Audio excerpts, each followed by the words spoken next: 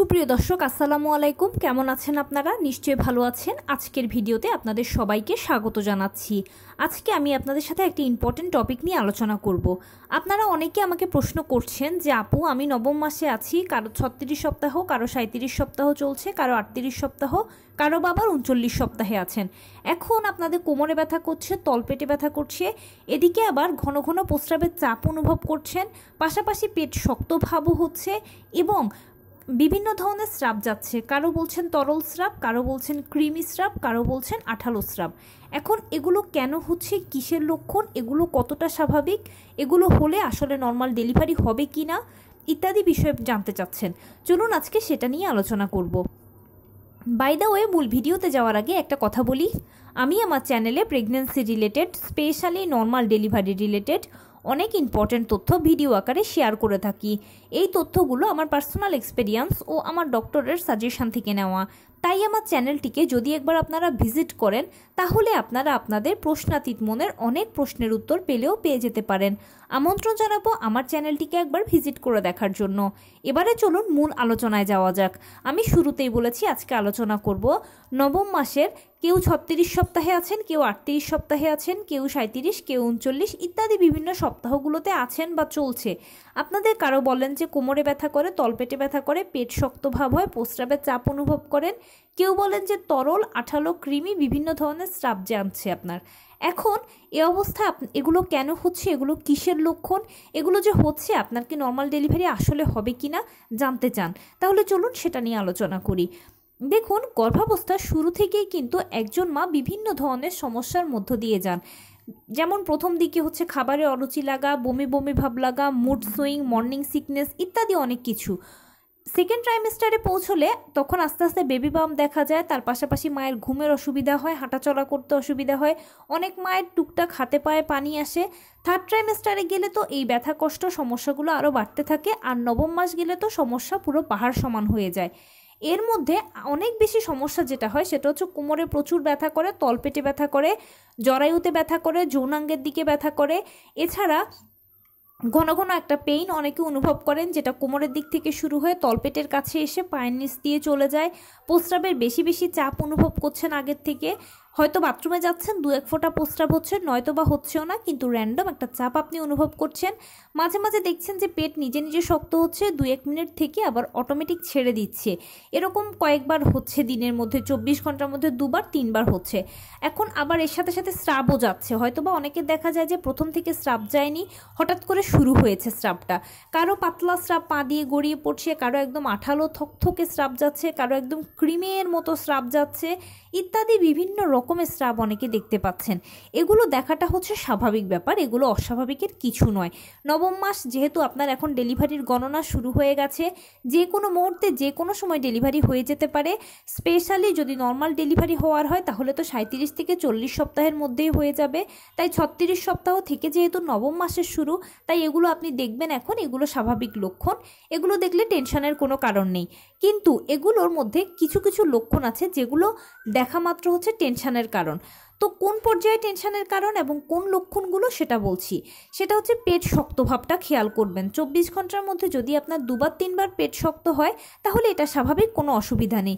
কিন্তু দেখেন যে 24 ঘন্টার মধ্যে যদি 12 বার, 14 বার, 15 বার, 20 বারও আপনার পেট শক্ত হচ্ছে, তাহলে আপনাকে অতি দ্রুত ডাক্তারের সাথে যোগাযোগ করতে হবে। এটা আর স্বাভাবিকের পর্যায়ে নেই, কারণ এত ঘন ঘন পেট শক্ত হওয়ার মানে হচ্ছে প্রিম্যাচিউর বেবি বা সময়ের আগে বাচ্চা হওয়া, অথবা বাচ্চার কোনো ইন্টারনাল সমস্যার কারণে এরকমটা হচ্ছে। দ্বিতীয় যেটা খেয়াল করবেন সেটা হচ্ছে কোমরে ব্যথা, তলপেটে ব্যথা, জরায়ুতে ব্যথা। খেয়াল করবেন আপনার জরায়ুতে কি প্রচণ্ড ব্যথা করছে, প্রচণ্ড কোমরে তলপেটে ব্যথা করছে যে আপনি একেবারে সহ্যই করতে পারছেন না। এরকমটা যদি অসহ্য হয়ে যায় ব্যথাগুলো, তাহলে তখন আপনাকে অতি দ্রুত ডাক্তারের সাথে যোগাযোগ করতে হবে, কারণ স্বাভাবিক ব্যথাগুলো আপনি সহ্য করতে পারবেন। আর যখন কোনো সমস্যা হয় তখনই শুধুমাত্র অতিরিক্ত ব্যথা করে, অস্বাভাবিক ব্যথা করে, যেটা আপনার সহ্য হয় না। তো এরকম সমস্যাগুলো যখন আপনি সহ্য করতে পারবেন, যতক্ষণ পর্যন্ত যে কোনো সমস্যাই সহ্য করতে পারবেন ততক্ষণ পর্যন্ত স্বাভাবিক, টেনশানের কিছু নেই। এগুলো নবম মাসের স্বাভাবিক লক্ষণ বা এরকমটা হয়। আর যখন অতিরিক্ত হয়ে যাবে, অতিমাত্রায় হয়ে যাবে, আপনি সহ্যই করতে পারছেন না, কোনো ক্রমেই আপনি উঠতে বসতে দাঁড়াতে পারছেন না, তখন এটা অস্বাভাবিক। এটা পর্যায়ে গেলে আপনাকে অবশ্যই যত দ্রুত সম্ভব ডাক্তারের সাথে যোগাযোগ করতে হবে। পরবর্তীতে চেক আপ করে ডাক্তার বলবে আপনার যা যা করণীয় হবে। এবারে বলি এই লক্ষণগুলোর সাথে নর্মাল ডেলিভারি কোনো সম্পর্ক আছে কিনা। অবশ্যই এই লক্ষণগুলোর সাথে নর্মাল ডেলিভারির 100% সম্পর্ক রয়েছে। যেমন আপনার এই যে ঘন ঘন এখন প্রস্রাবের চাপ অনুভব করছেন, এটার কারণ হচ্ছে আপনার বাচ্চা সেফালিক পজিশনে চলে গেছে। মানে নর্মাল ডেলিভারির জন্য যে পজিশনটা প্রয়োজন, বাচ্চার মাথা চলে গেছে আপনার যৌনাঙ্গের কাছে আর পা চলে গেছে বুকের কাছে, এই পজিশনটাই হচ্ছে সেফালিক পজিশন। আর বাচ্চা সেফালিক পজিশন হওয়ার কারণেই আপনার এখন এত বেশি প্রস্রাবের চাপ অনুভব করছেন। পেট শক্তভাবটা মাঝে মাঝে যদি হয়ে থাকে তাহলে খেয়াল করবেন, এটা হচ্ছে নর্মাল ডেলিভারির একটা বিশেষ লক্ষণ। কারণ কি, ডেলিভারির সময় যখন আপনি একদম পেইনরত অবস্থায় থাকবেন তখন এরকম ঘন ঘন পেট শক্ত হবে, ছেড়ে দেবে, শক্ত হবে, ছেড়ে দেবে, আর ওই পর্যায়ে গিয়ে আপনার বাচ্চা ভেতর থেকে চাপ দেবে। সেজন্য এটা হচ্ছে নর্মাল ডেলিভারিকে একেবারে সরাসরি ইঙ্গিত করা একটা লক্ষণ। এছাড়া অন্যান্য সকল লক্ষণগুলোই কিন্তু কম বেশি নর্মাল ডেলিভারির ইঙ্গিত করে। তাই এই লক্ষণগুলো দেখা মাত্র হচ্ছে আপনার বডি নর্মাল ডেলিভারির জন্য সাইন দিচ্ছে আপনাকে, আর আপনার এ পর্যায়ে অপেক্ষা করা উচিত, যেহেতু আপনার বডি সাইন দিচ্ছে। আর এতে নর্মাল ডেলিভারি হবে কিনা, অবশ্যই এতে নর্মাল ডেলিভারি হওয়ার বড় একটা চান্স আছে, যেহেতু বডি সাইন দিচ্ছে। নর্মাল ডেলিভারি হবে কিনা সেটা আপনার নবম মাসে বা 36 সপ্তাহে যখন সর্বশেষ চেক আপ করাবেন সেখানেই ফাইনাল হয়ে যাবে। কারণ যদি দেখেন যে রিপোর্টসে সব কিছু স্বাভাবিক এসেছে, মানে বাচ্চার পানি, পজিশন, প্লাসেন্টা, ওজন, বাচ্চা সার্বিকভাবে সুস্থ আছে, আপনিও সার্বিকভাবে সুস্থ আছেন, তাহলে ইনশাল্লাহ ধরে নেবেন যে আপনাদের ডেলিভারিটা নর্মালই হবে। সেজন্য রিপোর্টেও সব ঠিকঠাক এসেছে, বডিও আগে থেকে সাইন দিচ্ছে। এরকমটা যদি কারো মিলে যায় তাহলে অবশ্যই আপনার অপেক্ষা করা উচিত নর্মাল ডেলিভারির জন্য। নর্মাল ডেলিভারিটা একটা প্রাকৃতিক পদ্ধতি হওয়ার দরুন বেসিক্যালি এখানে আপনাকে অপেক্ষা করতে হবে, অপেক্ষাই আপনাকে সুফল দেবে। নর্মাল ডেলিভারির জন্য আপনারা কিন্তু 3 ধাপে সর্বোচ্চ 40 সপ্তাহ পর্যন্ত অপেক্ষা করবেন। প্রথমে কনসিভ করার পরে আপনার ডাক্তার আপনাকে যে ইডিডি বা এক্সপেক্টেড ডেলিভারি ডেটটা দিয়েছে, সেই ডেটে যদি ডেলিভারি হয় তাহলে তো ভালো, আর যদি না হয় পরবর্তীতে আপনি দ্বিতীয় পর্যায়ে অপেক্ষা করবেন। ডাক্তারের কাছে গেলে ডাক্তার আপনাকে চেক আপ করে আর এক্সট্রা 7 দিন সময় দেবে, সেই 7 দিনের ভেতর ডেলিভারি হলে ভালো।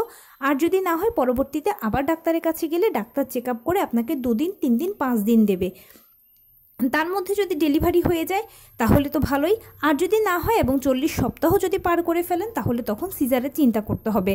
কারণ 40 সপ্তাহ পরে গেলে বাচ্চারা মায়ের গর্ভে টয়লেট করে দিয়ে সেই টয়লেট খেয়ে ফেলতে পারে, অথবা বাচ্চার মায়ের গর্ভে অক্সিজেনের পরিমাণ কমতে থাকে, পানির পরিমাণ কমতে থাকে। অর্থাৎ এক কথায় 40 সপ্তাহের পরে বাচ্চার মৃত্যু ঝুঁকি থাকে, বিধায় কিন্তু 40 সপ্তাহের আগ পর্যন্তই আপনাকে অপেক্ষা করতে হবে। 40 সপ্তাহই হচ্ছে একদম আপনার ম্যাক্সিমাম টাইম।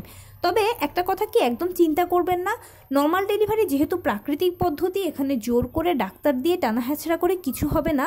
যেহেতু প্রক্রিয়াটা অটোমেটিকভাবেই হয়, তাই 40 সপ্তাহের মধ্যেই কিন্তু 97% ডেলিভারিগুলো ন্যাচারালি হয়ে যায়। এটার জন্য আপনাকে কোনো টেনশন করতে হবে না, কিচ্ছু করতে হবে না। তো এই ছিল আজকের ভিডিও। কেমন লাগলো বলুন। যদি ভালো লেগে থাকে ও হেল্পফুল হয়ে থাকে তাহলে প্লিজ লাইক, কমেন্ট, শেয়ার করতে একদম ভুলবেন না। আর সেই সাথে আমার চ্যানেলটিকে সাবস্ক্রাইব করার বিনীত অনুরোধ রইল। পাশে থাকা বেল আইকনটি ক্লিক করে দেবেন যেন আমি ভিডিও আপলোড করার সাথে সাথে আপনারা নোটিফিকেশান পেয়ে যান। যদি কোনো প্রশ্ন থাকে কমেন্টসে জানাবেন, আমি রিপ্লাই দেব। প্লাস যদি কোনো পরামর্শ থাকে যে কোন বিষয়ের উপরে ভিডিও বানালে আপনারা উপকৃত হবেন সেটাও জানাবেন। আমি আপনাদের পছন্দের সর্বোচ্চ প্রায়োরিটি দেব। ভালো থাকবেন, সুস্থ থাকবেন। আসসালামু আলাইকুম।